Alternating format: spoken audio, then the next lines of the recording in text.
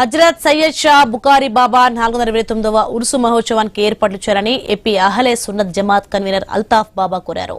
December 29, 30, 31 తేదీల్లో జరిగే కార్యక్రమాలకు భారీగా జనం వస్తారని తెలిపారు.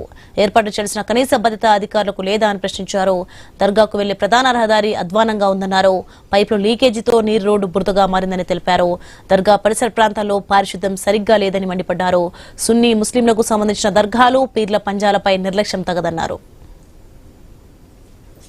ఆంధ్రప్రదేశ్ రాష్ట్రంలో ప్రసిద్ధిగాంచినటువంటి దర్గా హజరత్ సయ్యద్ షా బుఖారీ రహమతుల్లా అలైహ్ 429వ ఉరుసు మహోత్సవం డిసెంబర్ నెల 29, 30, 31 తేదీల్లో జరుపుకోవడం జరుగుతుంది. ఈ ఉరుసు మహోత్సవానికి లక్షలాదిగా ప్రజలు రావటం మత సామరస్యానికి నిదర్శనమైనటువంటి ఈ దర్గా భక్తుల రాకపోకల కోసం గతంలో ఎన్డీడీబీఎస్ యాజమాన్యం ఏదైతే ఉందో దర్గా భూములన్నీ తీసుకోవడంతో దర్గా ఎన్డీడీబీఎస్ లోపల ఉండటం వలన బ్రిడ్జి ఏర్పాటు చేయడం జరిగింది.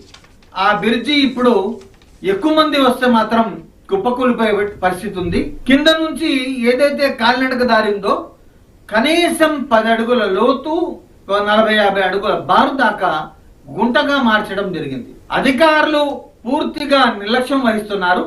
పూర్తిగా ఎంత అస్తవ్యస్తంగా ఉందో లక్షలాదిగా వచ్చే భక్తులు రేపొద్దున ఏదైనా జరగరాని సంఘటన జరిగితే ఎవరు దీనికి బాధ్యత, ఎవరు వహిస్తారు దీనికి బాధ్యత? కాబట్టి మీరు వెంటనే ఈ వ్యవహారంలో ఒక స్పష్టమైనటువంటి ఆదేశాలు ఇవ్వండి.